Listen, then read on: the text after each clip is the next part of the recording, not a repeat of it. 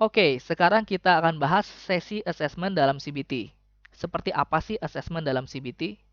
Pada dasarnya sih nggak jauh berbeda dengan assessment klinis yang biasa kita lakukan. Mungkin di antara kita ada yang pakai Rorschach, ada yang pakai WB, ada yang pakai WZT, BAU, DAM, EPPS. Anda juga bisa menggunakan itu. Hanya saja dalam sesi assessment CBT ini ada beberapa tools yang ciri khas CBT banget, gitu ya, seperti Back Anxiety Inventory dan Back Depression Inventory yang mungkin sudah Anda pelajari. Nah, saya akan menyampaikan urutan-urutan struktur dari sesi assessment CBT ini. Apa aja sih, ya? Nah, yang pertama itu kita menyambut klien. Yang kedua, tentukan keterlibatan keluarga. Apa perlu salah satu anggota keluarga itu dilibatkan dalam sesi assessment CBT ini dan sesi-sesi berikutnya. Kemudian yang ketiga, tetapkan agenda dan harapan kepada klien. Yang keempat, kita lakukan assessment. Yang kelima, tetapkan tujuan umum. Dan yang keenam, kita memperoleh umpan balik dari klien. Nah, yang pertama menyambut klien. Harapannya sih ketika kita bertemu klien tuh sendirian, ya. Ya boleh aja sih ketika pada akhirnya dia membolehkan salah satu anggota keluarganya untuk terlibat diajak bicara sama kita. Nah, kemudian kita bisa meninjau kembali catatan psikologis yang klien bawa bila ada. Mana tahu sebelumnya klien juga pernah psikotes. Mungkin dia pernah psikotes MMPI, MCMI, atau pernah dites juga WB Rorschach yang kemudian hasilnya juga diperlihatkan kepada kita, ya. Boleh jadi ini merupakan catatan asesmen klinis yang diberikan oleh terapis sebelumnya. Kita juga boleh baca, gitu ya. Nah, ini adalah kalimat yang awal yang seringkali diungkapkan pada saat menyambut klien, ya. Seperti yang saya jelaskan sebelumnya bahwa hari ini adalah sesi asesmen. Kita tekankan bahwa hari ini adalah sesi asesmen, bukan sesi terapi. Dengan demikian, klien juga tidak punya ekspektasi untuk melakukan perubahan pikiran atau perilaku pada saat sesi ini, gitu ya. Hari ini saya akan mengajukan banyak pertanyaan sehingga dapat menentukan diagnosis Anda. Ya, setidaknya hipotesa awal lah. Nah, kemudian yang kedua, tentukan keterlibatan keluarga. Kalau anggota keluarga menemani klien datang ke tempat kita, kita boleh memberikan pilihan pada klien. Apakah anggota keluarga kamu itu perlu diajak ngobrol juga atau diam dulu di luar, menunggu dulu di luar? Kalau ternyata klien bilang, ya saya lebih enak sih mereka menunggu di luar, ya sudah, memang itu juga keinginan klien. Ya kita akan layani one on one dengan klien, ya. Tapi kalau klien bilang nggak apa-apa sih melibatkan keluarga juga karena saya juga perlu, keluarga juga tahu, ya it's okay juga, gitu ya.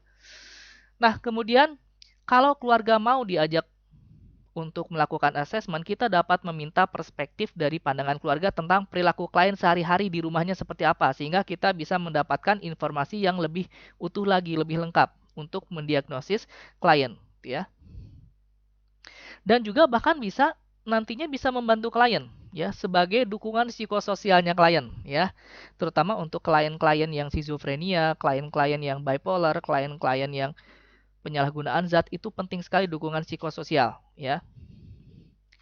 Kemudian yang ketiga, tetapkan agenda dan harapan. Nah, ini adalah contoh percakapannya ya.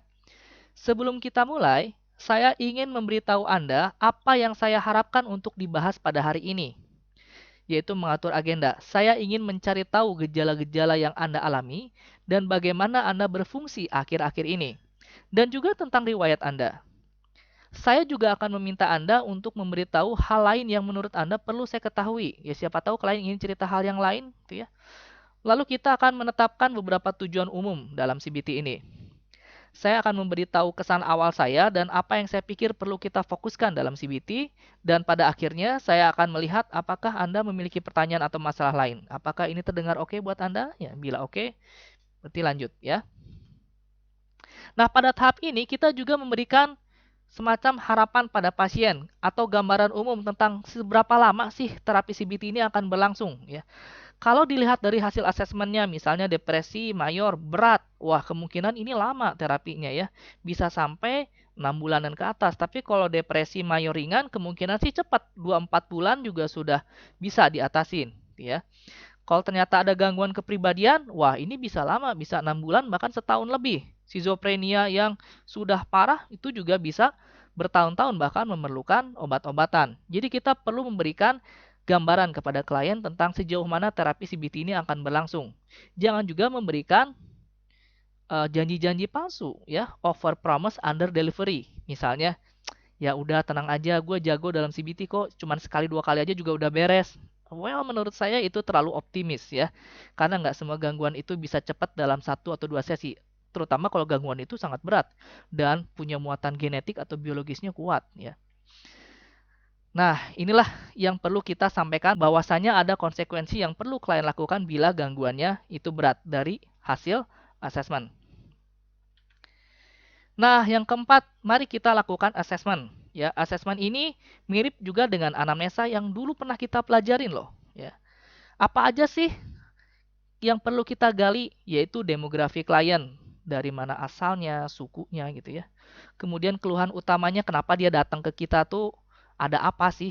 Keluhan utamanya apa? Apa karena depresi, apa karena cemas, apa karena sering cuci tangan gitu ya.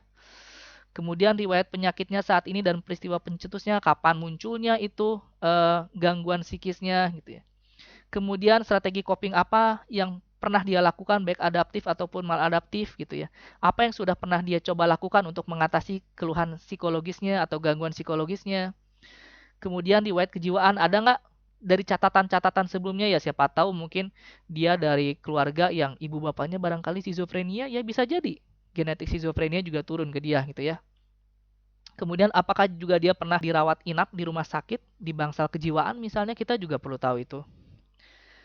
Kemudian riwayat penggunaan zat ya, kalau ada ya, kalau dia mengkonsumsi obat-obatan tertentu yang diberikan oleh dokter atau psikiater, kita juga perlu tahu riwayatnya, apakah pakai benzodiazepin atau apa, karena agar kita tahu dampak-dampaknya ke fungsi berpikir dan perasaannya seperti apa saat ini.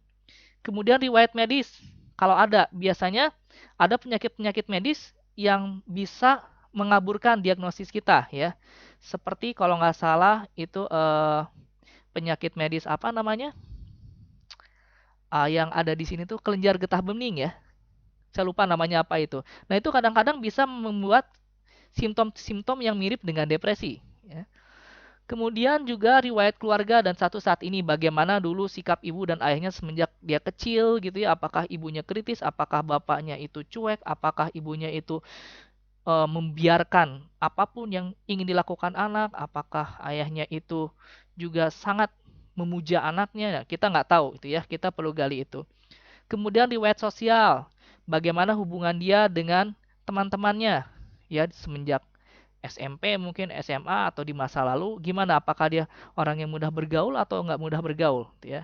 Kemudian riwayat pendidikannya, gimana prestasi akademiknya dari semenjak kecil sampai sekarang gitu ya, apakah dia termasuk orang yang mampu mengejar prestasi atau orang yang biasa-biasa saja gitu ya.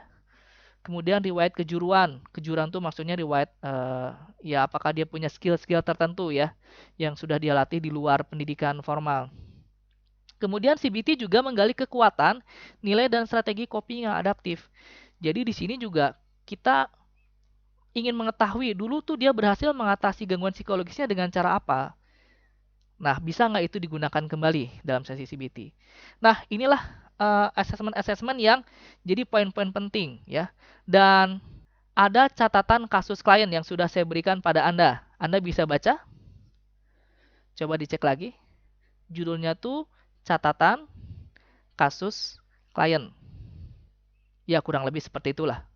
Di sana kan ada demografinya, kemudian juga ada apa sih gangguan dalam kognitifnya, emosionalnya, fisiologisnya, perilakunya, kapan gangguan itu muncul, bagaimana gangguan itu dipertahankan, kemudian langkah treatment apa yang perlu dilakukan. Ada? Nah, nanti kita akan bahas itu bareng-bareng ya. Karena itu merupakan anamnesa klinisnya ala CBT lah ya. Ya seperti itulah menurut saya. Nah, berikutnya yang kelima adalah tetapkan tujuan umum. Jadi menetapkan tujuan dan menghubungkan rencana intervensi bisa memberikan harapan pada klien.